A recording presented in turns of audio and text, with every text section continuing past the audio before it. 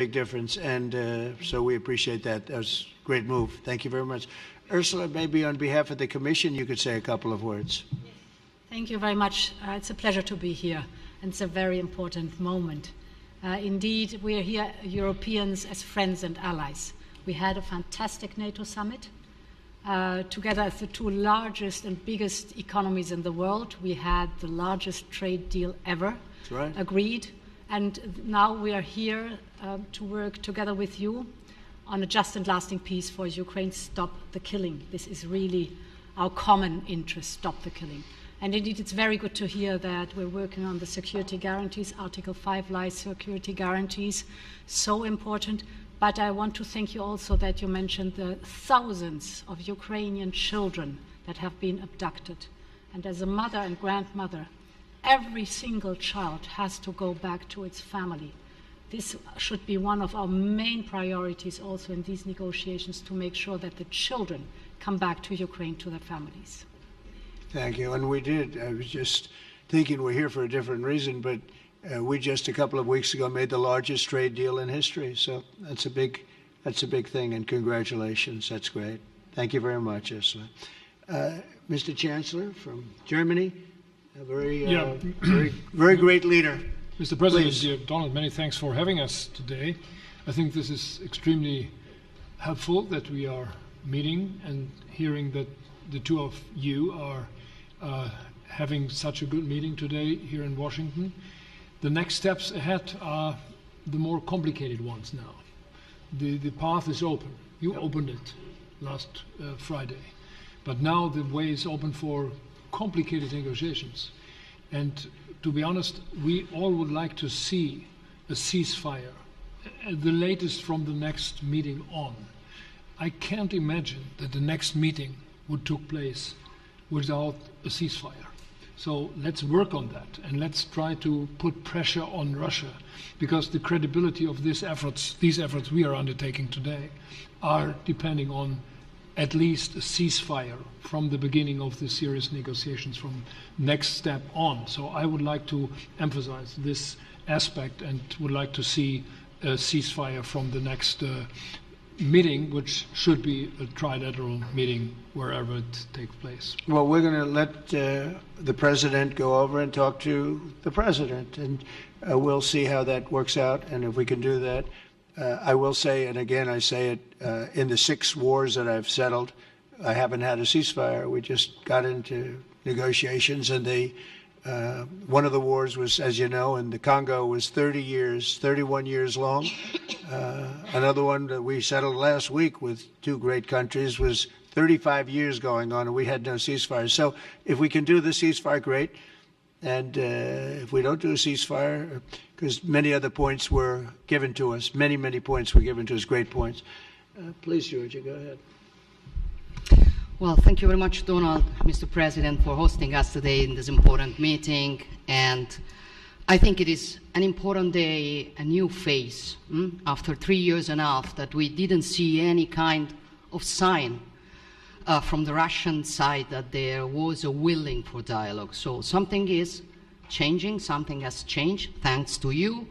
Thanks also to the stalling in the battlefield, which was achieved with the bravery of Ukrainians and with the unity that we all provided to Ukraine. And the reason why I mention it is that we also have to remind that if we want to reach peace and if we want to guarantee justice, we have to do it united. So that's why it's a very good day, the one we are in. You can obviously count on Italy as it was from the beginning. We are on the side of Ukraine, and we do absolutely support your efforts towards peace. We will talk about many important topics. The first one is security guarantees, how to be sure that it won't happen again, which is the precondition of every kind of peace. I'm happy that we will discuss about that. I'm happy that we will begin from a proposal, which is the, let's say, Article 5 model, which was Italian at the beginning. So we are always ready to bring our proposals for peace, for dialogue. It's something we have to build together to guarantee peace and to defend the security of our nation. So thank you, Mr. President, for hosting us. Thank you very much. Emmanuel? Thank you, Mr. President, for organizing this meeting and for your commitment. And everything was said, but I just have to say here, everybody around this table is in favor of peace. And we work very hard, and we've worked very hard during the past few years to have a peace which is a robust and long-standing peace. This is why the idea of a trilateral meeting is very important, because this is the only way to fix it.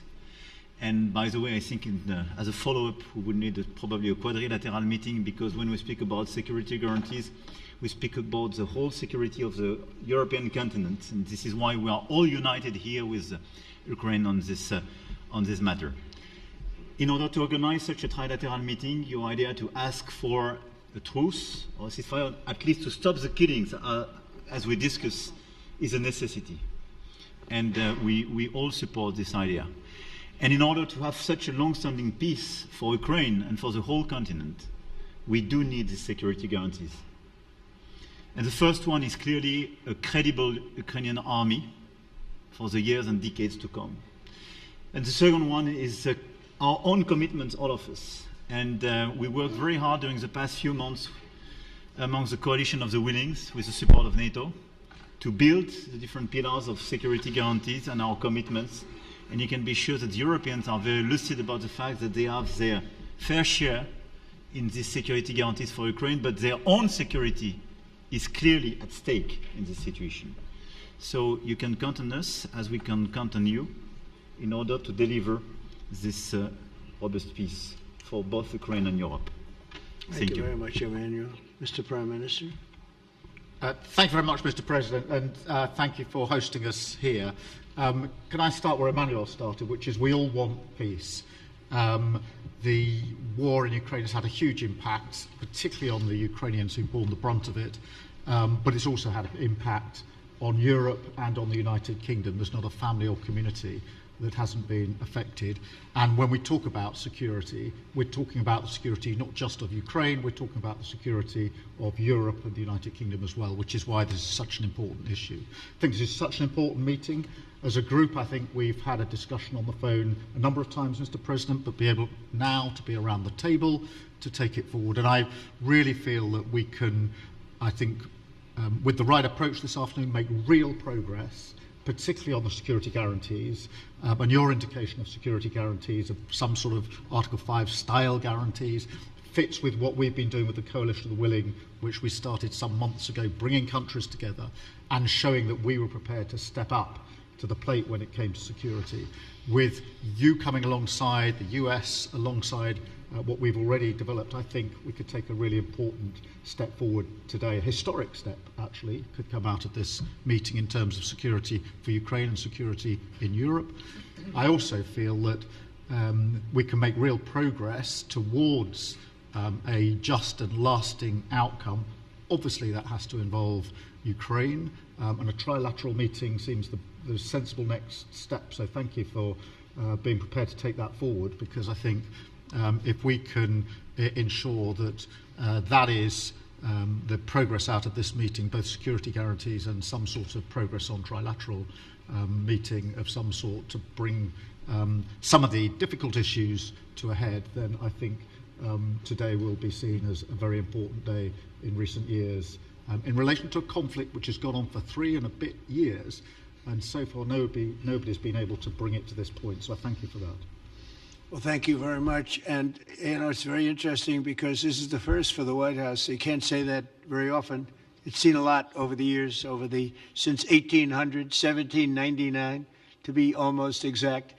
But this is the first where we've had so many prime ministers, presidents, the heads of European nations. And by the way, Alex, I'd like you to say a couple of words, too. You're a young, powerful man. Before I finish up, I want you to say a couple of words. Go ahead. I'll take the notion of youth back to my wife and try to convince her. Thank you very much, Mr. President. I think in the past 2 weeks, we've probably had more progress in ending this war than we have in the past 3.5 years. And I think the fact that we're around this table today is very much symbolic in the sense that it's Team Europe and Team United States helping Ukraine. And the progress that we're looking out of this meeting is about the security guarantees, which are a big part of this. And then, of course, moving towards a process with a trilateral meeting with you and President Putin and President Zelenskyy. Some of the international media might wonder, why is the President of Finland here? I think the reason is probably that we might come from a small country, but we have a long border with Russia, over 800 miles. And we, of course, have our own historical experience with Russia from World War II, the Winter War and the War of Continuation. And if I look at the silver lining of where we stand right now, we found a solution in 1944, and I'm sure that we'll be able to find a solution in 2025 to end Russia's war of aggression and find and get a lasting and just peace. The situation is very difficult, but that's why we're here. Thank you, Alex, very much. Good job. So we're going to be meeting for a while, and we're going to discuss some of the issues. And I don't think there's any issue that's overly complex. It's at a point now where people want to do things. I really do believe. I've known him for a long time. I've always had a great relationship with him. I think that President Putin wants to find an answer too.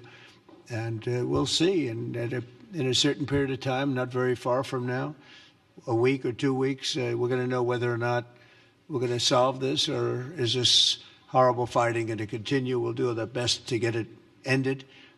And I believe you have two willing parties, and usually that's good news, but two willing parties that want to make a deal. And we'll journey together, and we'll go over, and we'll see if it can be done. And it's possible it might not be able to be done. On the other hand, it's possible it will. And we're going to save thousands and thousands of lives a week. And so it's something we really have to do. And or at least we have to give it our best. It's all you can do. You can give it your best. But I think we may have a very good outcome. So I want to thank you all, and the media, I want to thank you. We're going to be staying here for a little while. Then we're going to walk over to the Oval Office, and we're going to have another little discussion about similar matters. And then they're going to go home to their great countries and report. And I'm going to remain here and work, and you're going to go and work. We're all going to be working. We may be in a different location, but that's what we know how to do is work. But I want to thank the media. Has been actually very fair, generally speaking, very fair. I think it's important that they're fair because this is a very important subject. We have to get it ended, and so that's all we ask for is fairness with the media. Thank you all very much. Appreciate it. Thank you very much.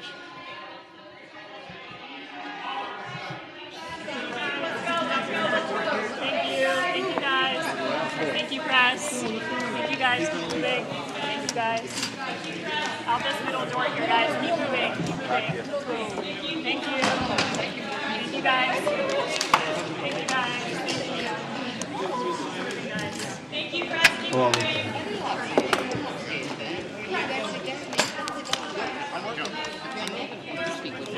He's a very good golfer. Yeah, I know. He went to college. But he says you always win.